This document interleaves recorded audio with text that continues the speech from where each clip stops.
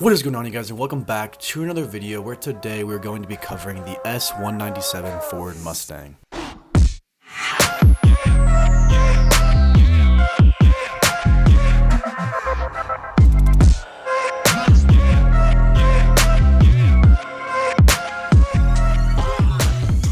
So of course we're going to assume that this is the 5-liter V8 Coyote engine because they are the best to build power with besides maybe like a GT500 or something. But first we gotta go over what you get with one of these Mustangs. The first body style sold from the years of 2005 to 2009 looking like this, until 2010 to 2012 when the Mustang would receive a facelift to look more modern compared to other cars out there.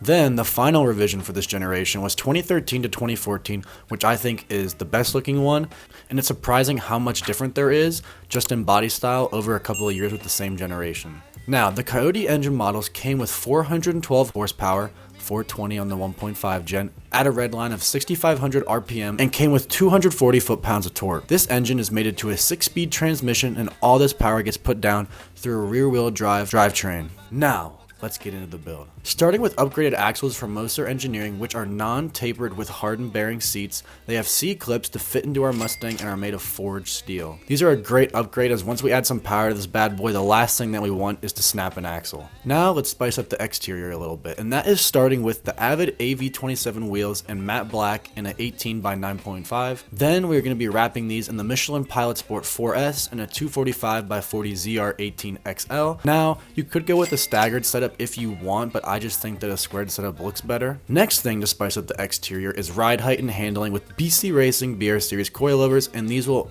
greatly improve the look of our Mustang. Alright, now let's start making some power, baby. This all starts with the TVS 2.3 liter Gen 2 supercharger from VMP Performance. Now, boost can be worrisome a lot for some engines and their reliability afterwards, but in this case of the 5-liter Mustang's Ford Coyote engine, it's quite literally made for boost since it has 4 valves per cylinder. Next up, we got the Eaton Detroit True Track differential, which is a limited slip diff that maximizes wheel traction and should enhance the driving experience of this Mustang. After that, the ring and pinion are going to need an upgrade, and this one comes from Richmond Gear, but the ratio depends on your application. They have a bunch of different options that you can choose from depending on what you would want. Now, to make sure that this thing doesn't blow up, we got to get a new billet engine oil pump gears, which comes from Modular Motorsports. Next up, to tighten up the front and rear, is sway bars from Whiteline, which are also adjustable and comes with end links. Now onto the torque converter. This one comes from FDI Performance and their Street Racer Lockup Series 9.5 inch torque converter.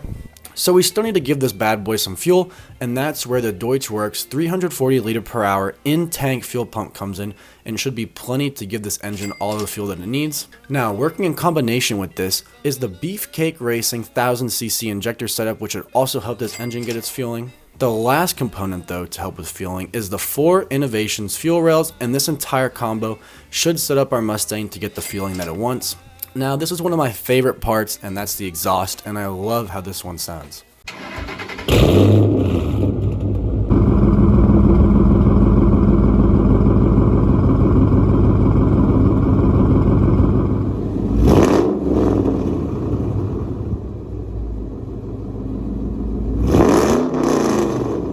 Now, the combination that this Mustang is running is pace setter long tube headers, O/R H pipe with a Roush catback exhaust, and I think it makes for a pretty sweet combo. It's loud, still has a little bit of raspiness to it, but it captures that V8 growl shouting freedom. With all that done though, that's all there is for the Mustang build. I hope that you all enjoyed this build. As always, if there's anything that you would change, add, remove, make sure to drop a comment down below to let myself and fellow viewers know. Thank you all so much for watching. You don't even know how much it means to me that you guys take time out of your day to watch my videos. The continuous support on the channel has just been unmatched, and I think it's unreal every single time I check my analytics. With all that being said, drop a sub or like if you enjoyed this video, dislike it if it was awful, and we'll see you in the next one.